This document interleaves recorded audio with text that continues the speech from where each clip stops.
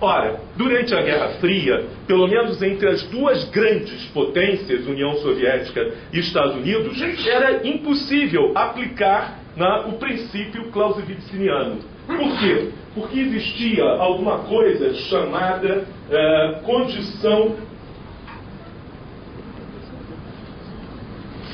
MAD, uma boa abreviatura para o fenômeno em inglês. Mútua destruição assegurada. A mútua destruição assegurada queria dizer que as duas partes poderiam vitrificar o outro a 1500 graus e acabar com o outro. E possivelmente consigo mesmo nesse processo. Era a mútua destruição assegurada. Nesse sentido, não era possível fazer a guerra para fazer o adversário aceitar os meus princípios. Porque não ia restar nada do meu adversário depois da guerra e muito possivelmente também não ia restar nada de mim mesmo depois da guerra. É aí que está a inversão. Quer dizer, durante a Guerra Fria, a política é a continuação da guerra.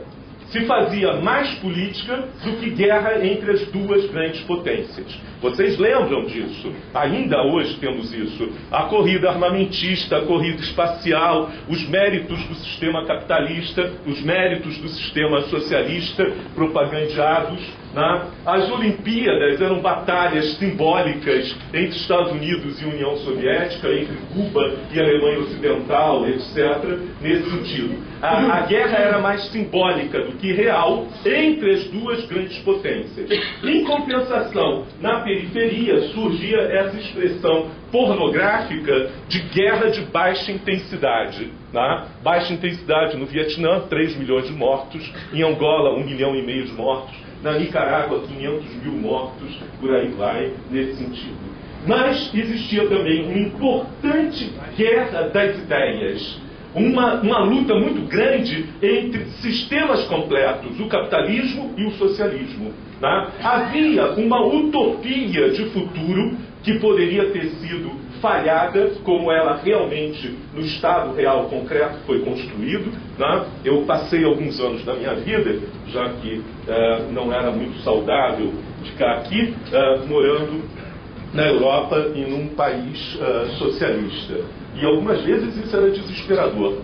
Porque ao mesmo tempo que você via que algumas coisas tinham sido resolvidas e resolvidas positivamente para a população, saúde, educação, moradia, nunca foi verdade que faltasse comida nos países comunistas ou coisa parecida, mas por outro lado outras coisas não funcionavam de maneira alguma.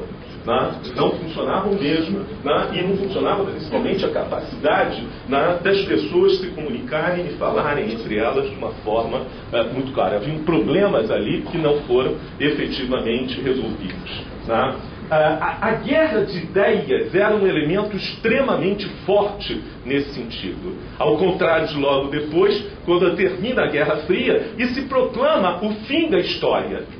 Um livro importante de um cientista político, Francis Fukuyama, vai falar no fim da história. Não é fim da história porque pararam de acontecer coisas. Também a história nunca foi uma sucessão de acontecimentos.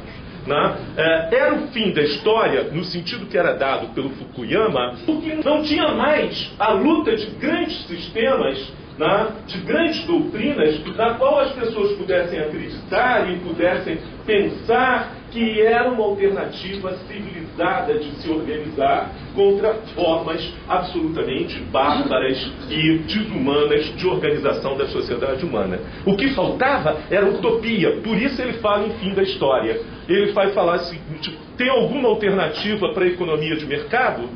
Tem alguma alternativa para a democracia liberal representativa? Não a democracia ponto, mas a democracia de tipo liberal representativa.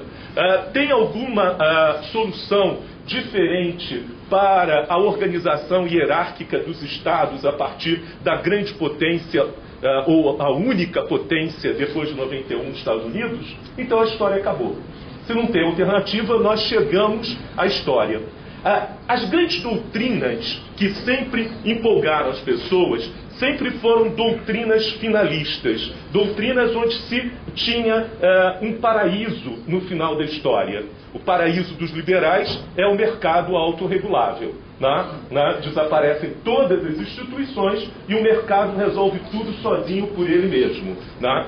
De vez em quando, o Banco Federal americano tem que colocar alguns 200 trilhões para que ele sozinho possa continuar funcionando. Mas eles dizem que é sozinho. Para o pensamento marxista clássico, o fim da história é o fim das classes sociais. É o fim do impacto, da luta, dos conflitos em torno de uma sociedade igualitária. Agora chegava um cara e dizia, não, a história acabou, não porque o mercado autorregulável se estabeleceu, isso ainda vai levar um tempo, mas não vai ter de maneira alguma igualdade de classes, mas acabou a história. Ninguém tem uma boa utopia ao que existe hoje. Democracia representativa e mercado autorregulável. Tá? E aí que as coisas começaram a complicar. E aí que as coisas se tornaram extremamente difíceis nesse sentido.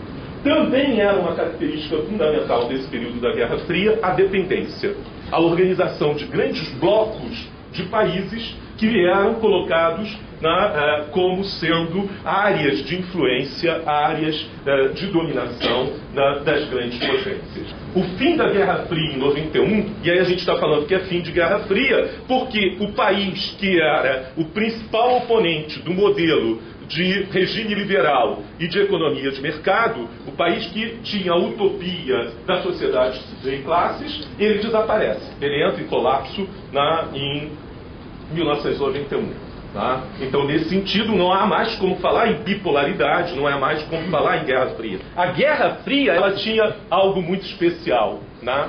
Que era uma utopia, era um choque de utopias, de organização. Hoje, o regime russo não é uma utopia para ninguém, nem o regime americano. Então, na verdade, é um choque de potências, de poder, mas não de Guerra Fria. Não são mundos alternativos, não são utopias alternativas para organizar as pessoas hoje. Sequer a China popular apresenta uma utopia de futuro, né? Nesse sentido, a não ser para alguns economistas malucos que querem crescimento de qualquer forma, a qualquer custo, nesse sentido. Mas utopia de sociedade, né, não é aquilo que está acontecendo ali. Então, na verdade, se a gente concorda com isso, que temos uma nova ordem mundial pós-1991, nós teríamos que pensar qual a agenda dessa nova ordem mundial, quem são os atores principais nessa nova ordem mundial e o que se quer aí, fundamentalmente. Tá? Nesse sentido, duas coisas são muito claras. As pessoas querem paz, querem segurança, querem fim de violência e querem crescimento, querem renda, emprego, trabalho, etc. Como pensar isso em termos de uma nova agenda e de novos atores globais? Quem são esses elementos na nova ordem mundial? Esse aí é um mapa clássico do que era a Guerra Fria. As potências em vermelho ocidentais, inclusive o Japão lá na ponta, Império Russo, a área em verde onde se travava o grande enfrentamento entre as grandes potências, nós mesmos nesse pontilhado, a África, no chamado arco do atraso econômico, e lá no finzinho, em amarelo, um arco austral do desenvolvimento com a Nova Zelândia, África do Sul branca e parte do Cone Sul. Que isso era o mapa que já não mais existe. O que aconteceu? A desaparição da União Soviética. De repente, em 1991, a ideia, o chanceler Hubert Védrine, do presidente Mitterrand da França, falou que os Estados Unidos não são mais uma superpotência, são uma hiperpotência. Naquele momento se acreditava que havia uma concentração de poder extremamente grande nos Estados Unidos. Essa concentração de poder, pelo menos de 1991 até 2003, ela teve muito evidente. Depois disso, vamos ver que a crise se aprofunda.